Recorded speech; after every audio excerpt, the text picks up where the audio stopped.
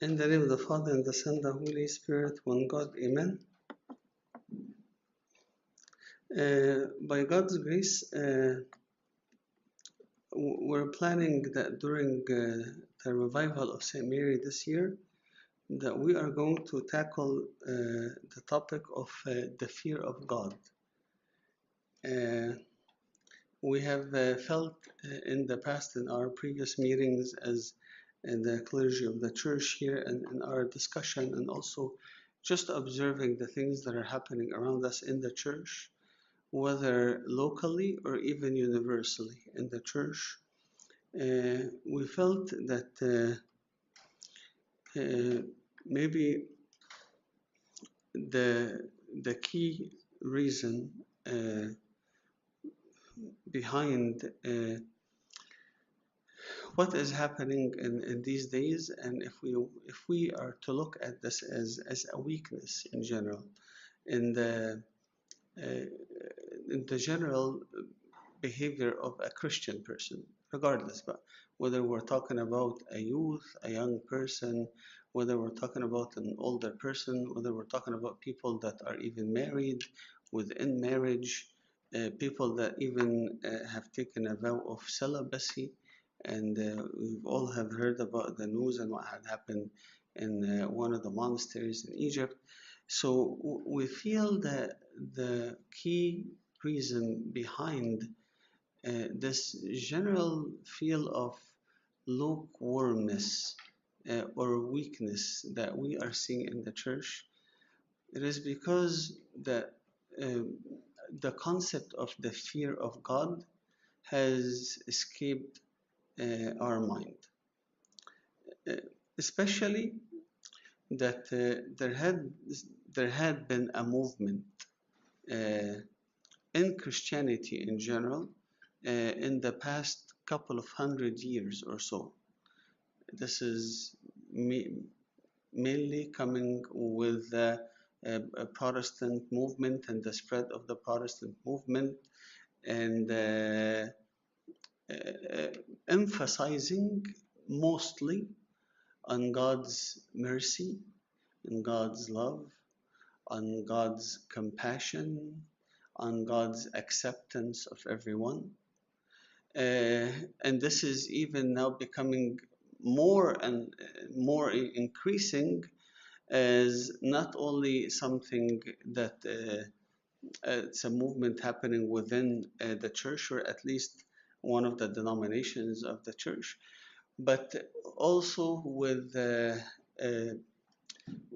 how the world in general, and specifically our society here, the American society, how it is becoming more and more liberal and pushing towards the accepting of everyone, and not just accepting of everyone, but even accepting everything.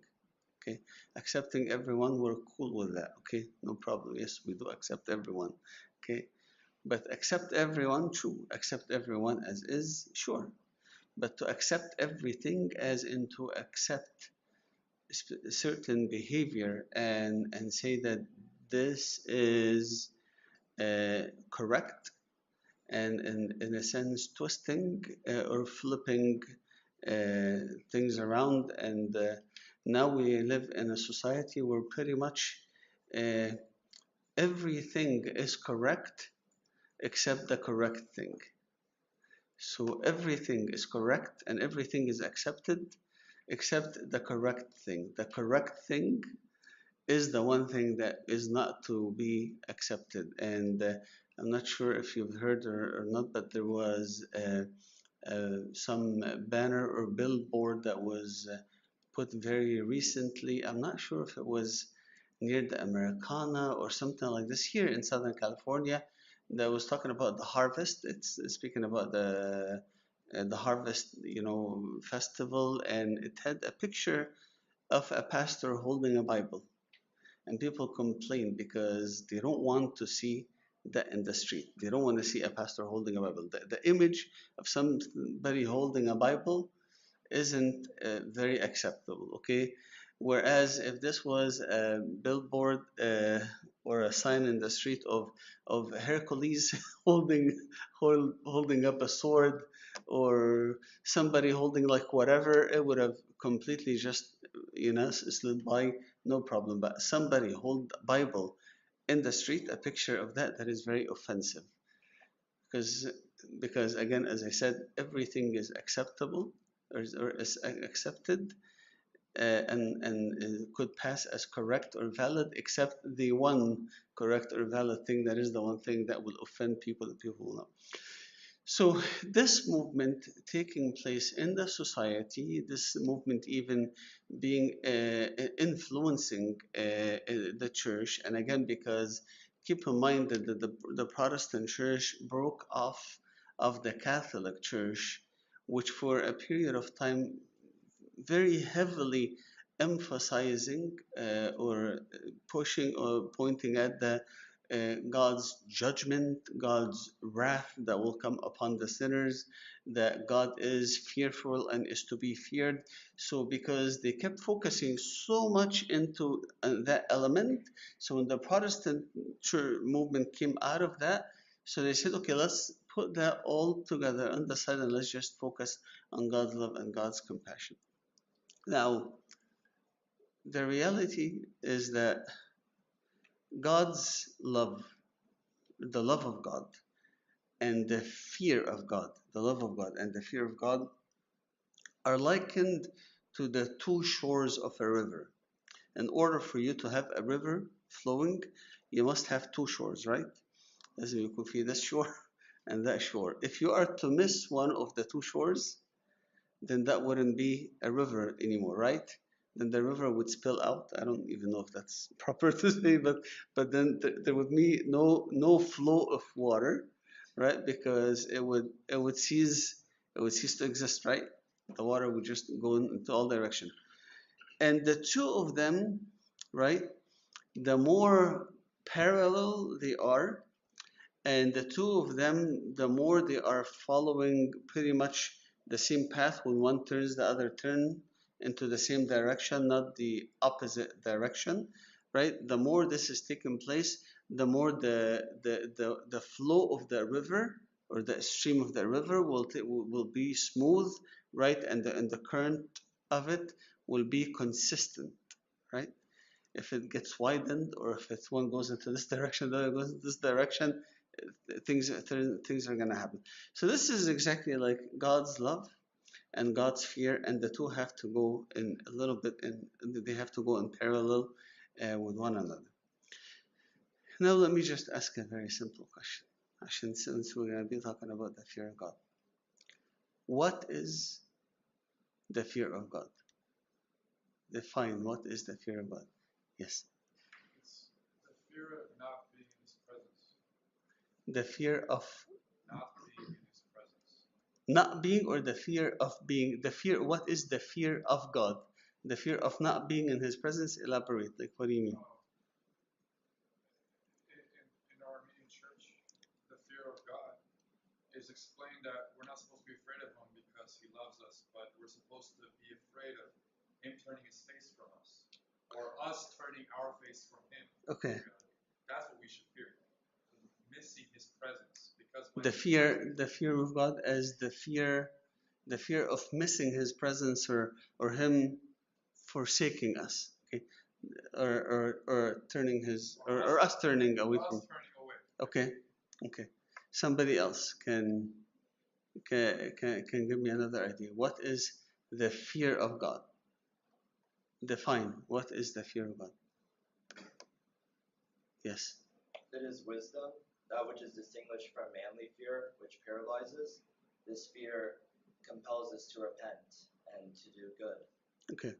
The beginning of wisdom is the fear of God. The verse says that, Bible says that the beginning of wisdom is the fear of God, and the fear of God is what leads us to repent. Okay.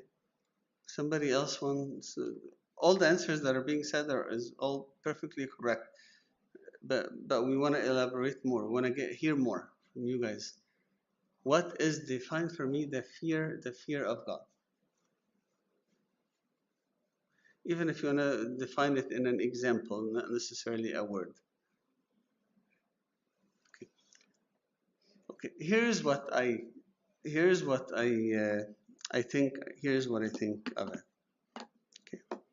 Okay, the fear of God, I will define it in a couple of different ways. Number one, I will define it as the fear of God as in the understanding of His nature, as the understanding of His nature, realizing who He is. What does the Bible say that about God? Our God is consuming fire, right? And in the Bible, Old Testament, New Testament, you've got Ezekiel, you've got Daniel, you've got Isaiah, you've got all these prophets in the Old Testament. When they came to be in His presence, in the presence of God, Isaiah said, "Woe to me, for I am a sinful man. I'm a man of unclean lips, and I dwell among people that are sinful." And Isaiah immediately, when he saw this, he felt that he's in front of something so great beyond what he as a human being can comprehend or take. Same thing in the New Testament. You've got the example of John, the beloved, right? The disciple, when he was in Patmos and he came to see the revelation, and when he saw himself standing in front of God, he fell on his face. Immediately he fell on his face, because when he came to realize that he is in the presence of God, who is a consuming fire, he felt so unworthy, right? A lot of times we're lacking the full understanding, or we're lacking the fear of God in our life, because God, in His love, He hides His nature from us. God hides Himself, His nature, okay, His power, His divinity, His manifestation, the full manifestation of His divinity. He's hiding that from us, because He knows that we as human beings, we are unable to bear it. I remember one time, Father Athanasius in Maeri, he was visiting us, and he's a great scholar in liturgy. This man, he wrote so many books about liturgy, and whenever Father Athanasius al-Ma'ari came here in the church in the past to pray, he would have a certain posture as he is standing in the liturgy, and that posture would not even like shake at all, the whole entire liturgy. At the time when it would be his turn to go pray, he would walk to the altar, he would stand like this and pray, and after he finishes his part, he would go back, and then he will return back to that same exact posture. So one time he prayed with us here, and then after it was done, I said, Abuna, do you mind sitting with our deacons? We have like a group of deacons that sit here, that every Sunday after liturgy. Do you want to mind sitting with them and giving them some word of wisdom? So Abuna went to sit with the deacons, and I went because I was so interested to see what is he going to tell them. And this is exactly what Abuna said. Abuna said, I attended the liturgy today, and I was really impressed by how the deacons here, they sung all the hymns very nicely, and I was very, very happy with that. He said, but I noticed that you're moving too much. He noticed that our deacons are moving too much. He didn't want to comment about me. I think but he said just the deacons. I think he was sort of like directing the words to me as well.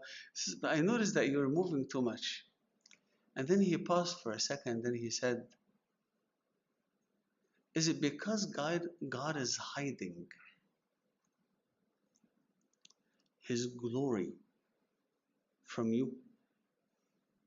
You come and you attend the liturgy, and all you look on the top on the altar, you see the plate, right, the pattern, and you see just an urbana. The way you look at it, visually look at it, looks just like an urbana, like a bread, a loaf of bread. Okay, so is it because God is hiding His glory from you? Is that why you don't fear Him? Do you not know that if God is to reveal Himself, that you would all hide underneath the benches? And that word stuck with me. The fear of God is the understanding, or at least the attempt of understanding who God is. When you know who God is, really is, I'm sorry to tell you, but you will have no option but to fear Him, as in this who is so great and so awesome beyond our comprehension. You guys ever been to court before? Okay, I've been to court. Tickets, you guys never got tickets like anything like this? Okay. Well, I've been to court many times before. I'm not sure if you guys have this experience or not, but then right when you walk into the court, they ask you, you have to silence your phones, don't put them even vibrate. Just make sure that you turn your phones off and everything. And then I walked into the court, and then like I'm sitting there, and then there's a guy right next to me, and then this is what I keep hearing: boom, boom, boom, boom, boom, and then this guy is not turning his phone. What is this weird buzzer that he has? Turns out that it's his heart beating. Okay, it's not. And then I looked at him. I didn't know why is he so like this? And then right when the judge walked in, and the judge had his robe, the black thing on, I started hearing my heart too pounding the same thing, right? And all this is what, for just a ticket, that it's gonna get dismissed, and I'm gonna end up paying a few $100s, and that's it. But the other reason that compels us to fear in God is that He is the only one that will judge us. Now, in traffic court, you can always ask for a reschedule of your trial, ومش عارف إيه, and you can try to contend your ticket and argue it and all of this, and then at the end of it, if they say that you have no option but you gotta deal with the ticket, you can go through traffic school, or you can, if you don't have money, you can go and do some community service. There are some ways around the system there, right? Well, the thing is, when you stand before God the judge on the judgment day, right? There's going to be no second trials. There's going to be no community service that can be done. There's going to be no traffic school or life school or whatever that you want to call it that can dismiss your case, right? So you are standing, when we speak about fearing God, we fear Him because of who He is, understanding who He is, and we fear God because of, and I'm just going to say it as bluntly as this, of what He can do. And what He can do justly, not what He can do because He wants to do it, but what He can do justly. Now, this is not my words, by the way. عشان if somebody thinks that I'm being too harsh, it's not my words. Jesus Himself, He said, do not fear those who kill the body, the flesh, but fear. So He's giving us a commandment to fear. Fear who بقى? Who? He who, after killing the flesh, so He's got authority over that, right? Can also put the soul into hellfire, right? So judgment. So I fear God also. So the fear of God is the understanding of who He is, and understanding that He is the one that will judge me justly. And the other thing, Few years ago, there is a priest that comes every once in a while, to visit from Egypt, and this Abuna is known. He is an Abuna that will look at you and he will tell you what's going on in your mind. And I've heard many things about this Abuna in the past, never believed it because I never really experienced it. I know that people used to go to his church. He serves in a certain area كده, and people with demon possessed, people that are sick, مش عارف ايه, Abuna would pray for them and people would be healed. I've heard all of these stories, but I've never seen that Abuna or experienced him myself. And then one evening, Ambassador was here in the church. He was, I think, doing a board meeting for the church, our church board. And then Abuna heard that Ambassador is here. So he decided that he's going to come to just say hello to Sayyid. Okay. So I'm sitting in the conference room, which has a window that looks at the parking lot. And I'm sitting, the board meeting is taking place, right? And I'm just looking out of the window, being bored, whatever. So, and then, then I see that Abuna walking in. I'm like in my mind, oh, this must be Abuna so and so that I have heard of. Okay. Now, right before I had come to church to the board meeting, I was involved in a family problem with one of the families here in the church. And there was so much details related to this problem, and I was stuck. I had no idea how to deal with it. I was still pretty new to the service, inexperienced up until now. I get stuck all the time. But then, I just said, okay, I said, excuse me, Sayyidina, Abuna So is outside. Let me just go and open the door for him. So I walk out, and then I find Abuna. I open for him Abuna Bshoi's office. I asked him if he wants to come and sit with us. And he says, no, this is a board meeting. This is private. I'll wait until you finish. I said, okay. I opened for him Abuna Bshoi's office. I sat him down. I got him a can of Coca-Cola, right? And a bottle of water. And then I figured not to just leave Abuna right away, at least sit with him like a minute or so. So I just sat down in front of him. And then I told him, Abuna, my name is Abuna Antony. Please pray for me. Then that Abuna, he looks straight at me and he says, Abuna, that problem that you're dealing with, the only way to fix it is, and then he started giving me details as if he had been sitting with me in that visit that I had just came from. And it was like very specific detail, like these aren't things that could be guessed, right?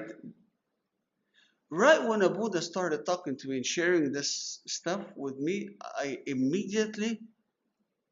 I was terrified.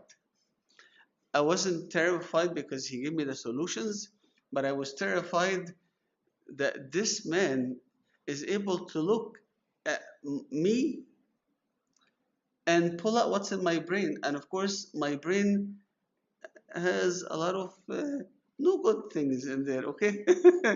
So, like, okay, this man is looking at me and he's reading my thoughts, And then right when he says this, then immediately, some thoughts started crossing my head, like we always get thoughts, doubts from the devil, right? Like, oh, this man must be like a wizard or something, or or maybe he's contracted with like devils that tell him news, or like all these bad thoughts started coming into my head. I'm like, I can't be thinking this way because he probably is reading. He's reading everything that's going on in my mind right now. Gotta get out of here. I'm like, Abuna, pray for me. Okay, I gotta go back to the meeting. And I just pulled myself out and I went straight to the meeting, right? Why? Because I felt that I was exposed. I felt that I was completely exposed, right? When it says that God searches your hearts and your reins, that in itself should make you afraid. That should make you afraid. I fear God. I fear God because God, how am I going to give an answer? If you said that I'm going to have to give an answer for everything, how am I going to give an answer to all these things. These things I can do a very good job hiding it from my congregation, from my family, from my wife, even from my father confession.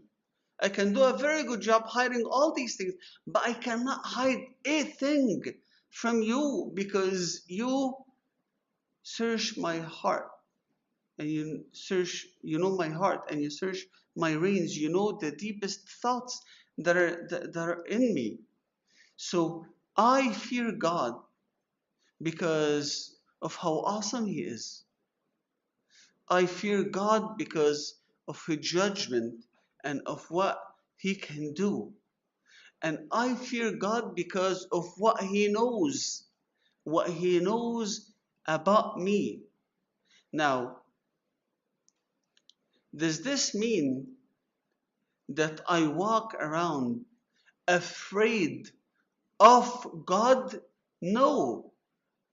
But it means that I must start with the fear of God, and upon the fear of God, I will build love. Upon the fear of God, I will build the love. I'll give you an example.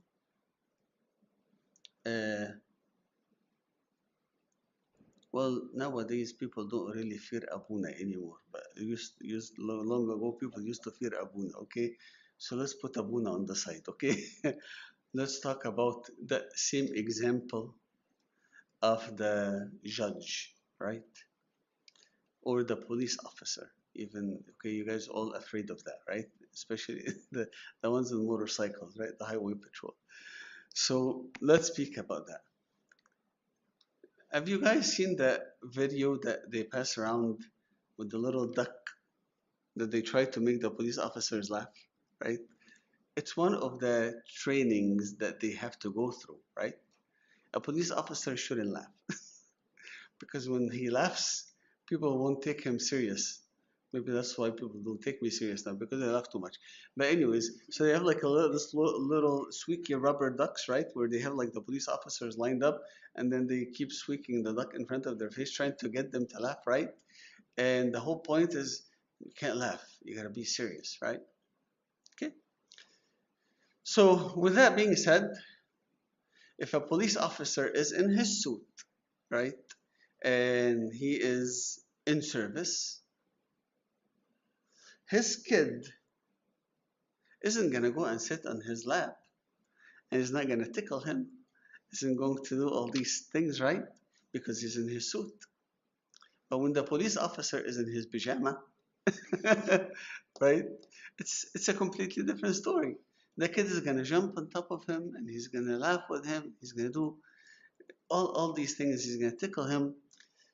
As we're growing up in our spiritual life, the fear of God must be established first. Must be established first, and upon it, love is going to be built. Love that is not built on fear will fail when it gets tested. So let me elaborate. A father who knows how to only love and spoil